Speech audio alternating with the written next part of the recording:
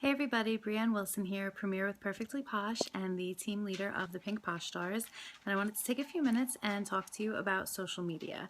I have run my business since November of 2012, almost entirely through Facebook, and I have recently delved into Instagram, and so I wanted to just share a few tips and tricks with all of you to help you with your own Perfectly Posh business and to create more of a social media presence. First of all, when you're talking about Facebook, if you are using your personal Facebook page to also talk about your Posh business, you want to try to stick to the 1 in 7 equation, where you basically, for every 7 things that you post, only 1 is about Posh. You want 6 other things to be, about your kids, about your life, links, funny pictures, anything. You just don't want it to all be all Posh all the time. Really, especially with your personal page, you don't want people to feel like they are being bombarded with a Perfectly Posh commercial every time they interact with your Facebook page on Facebook. That is the probably #1 way to get yourself unfollowed, is by posting too much about your business. Your business can be a huge part of your life. It can be a huge part of who you are. But if people feel like your only purpose for being on Facebook is to try to sell them something, then they will unfollow or unfriend you. It's much better to keep it to a minimum, to just pepper in some important posts here and there, but remember that, for the most part, when using your personal page, you want to keep it personal and keep your business posts to a minimum.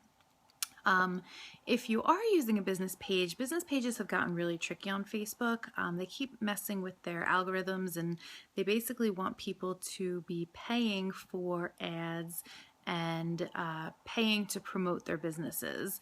I know that Facebook is making it harder and harder for people to actually see your posts on your business page.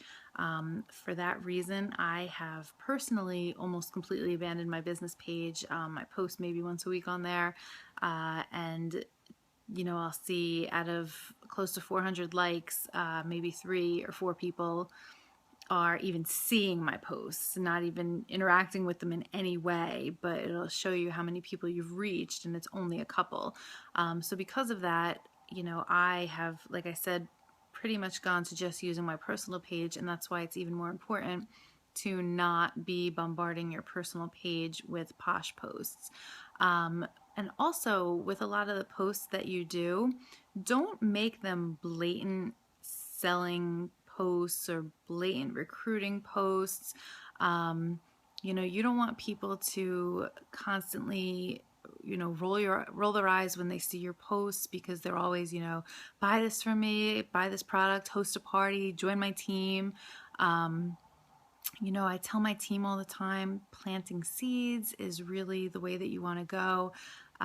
Just if people see that you really love your Posh business, that you love what you're doing, that sticks with them more than this is on sale this week, buy this, or $20 for my goal, please, buy something from me. I'll post a lot about, whether the Posh points. One of the things that I like to do is, I am a big purse person. I will post 2 different purses that are available on Posh Points and ask people to vote on which purse I should buy, while making sure to throw in that I'm getting that purse for free using my Posh Points. And you can do that with anything. To try to reach the most people. I've had people reach out to me and join my team just because they're so intrigued by Posh Points. You could throw up a set of pots and pans versus something fun, and just ask people to help you decide while talking about Posh Points and how you earn all these points just for doing your job or whatever else. But posts like that, posts sometimes that just say, oh my goodness, I'm so grateful for my business because I'm so grateful for the people on my team because I am amazed by this new product. It's totally cleared up my skin, and I am, just so thankful that this company's come into my life. Posts like this without your link really, I think, can be good tools for your business without being blatantly about your business. Once you post your link, once you make it into a, buy this, check out my site, join my team, it sort of takes away the impact of just saying, oh my goodness, I love this new product. It's amazing that I can do a mask in 2 minutes while I am, hiding from my kids in the bathroom, and just leave it at that. And that is what gets people's attention. It doesn't necessarily feel so much like, hey, check out this new mask. It's $20. It's this, it's that, it's the other. Here's the link to buy it. So come buy it. And it just sort of, I guess, leaves a different taste in people's mouths that maybe can make them more interested in checking out your site, checking out the products, if they don't feel like everything is a commercial and a sales ploy to get them to shop with you. Another thing that I say to do is post videos. Quick videos. I know that it's hard. I absolutely hate doing videos. I hate videos of myself. I can't go back and watch them because I just absolutely tear myself apart. But quick videos really can have a big impact on people, especially if you're doing online parties. Just a quick video talking about a few of the products, your favorites, talking about the company, just talking about you and why you're with Posh. It just adds a little bit of a personal connection that wasn't necessarily there before. Just sort of gives people an idea for you, for who you are, for them to actually see your face light up when you're talking about your favorite products. It really can have an impact on them. And as far as using social media and specifically Facebook for parties, again, Facebook seems to be making it more and more difficult for people to see things. They are not seeing their invites the way that they used to. So with that, I just always recommend to my hostesses that they, share a few of the posts that I am making in the party.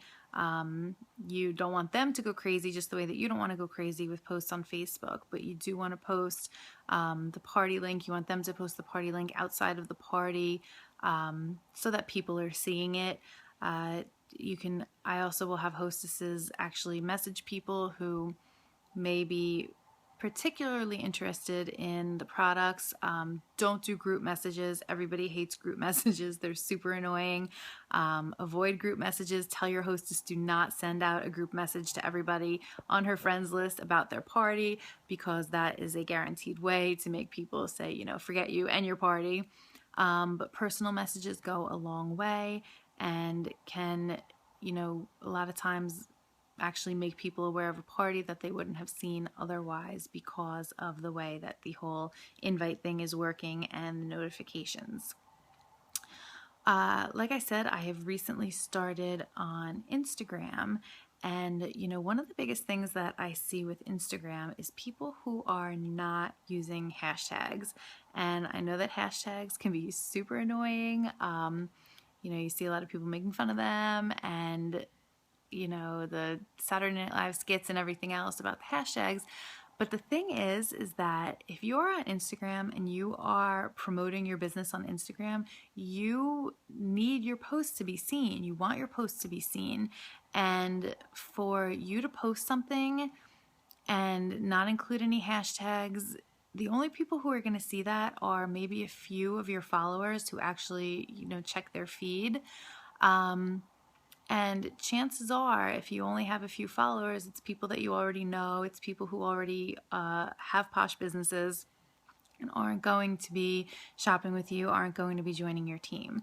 So you really need to throw a bunch of hashtags on your posts to get them seen by as many people as possible. What I do is you can Google and find out what the most popular trending hashtags are on Instagram, and when they're appropriate, throw a few onto your post. and it just helps you to reach that many more people. You know, there's certain things that you can hashtag that are always appropriate. You know, you can hashtag beauty, you can hashtag skincare, you can hashtag, you know, essential oils, things like that, you know, stay at home mom, work from home, things like that, that people are actually searching on Instagram to have your posts come up. People follow certain hashtags, so when they come up, they will actually see your posts. And like I said with Facebook, even though my Instagram account is a business account, I try to add other things to it. Again, I don't want it to be just a constant barrage of buy Perfectly Posh from me, join my Perfectly Posh team. You want to make sure that what you're posting is actually interesting. You want to be follow worthy. And the way to do that is to post a variety of things, try to be interesting. You know, you can post things that are, you know, relevant to Posh, but different sorts of things that you can post, you know, motivational quotes. People on Instagram love those.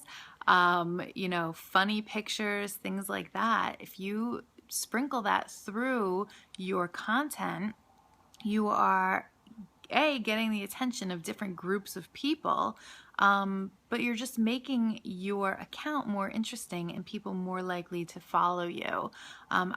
Because it is a business account for me, I don't really post things with my kids, any close-up pictures of them, anything like that. You know, my Instagram is public, whereas my Facebook page is to friends only. But I will post, you know, things about my kids and make sure to add in any relevant hashtags, you know, the mom of girls, love my kids, things like that. And another one is my dogs. There are millions and millions of dog people on Instagram. So I will post a picture of one of my dogs.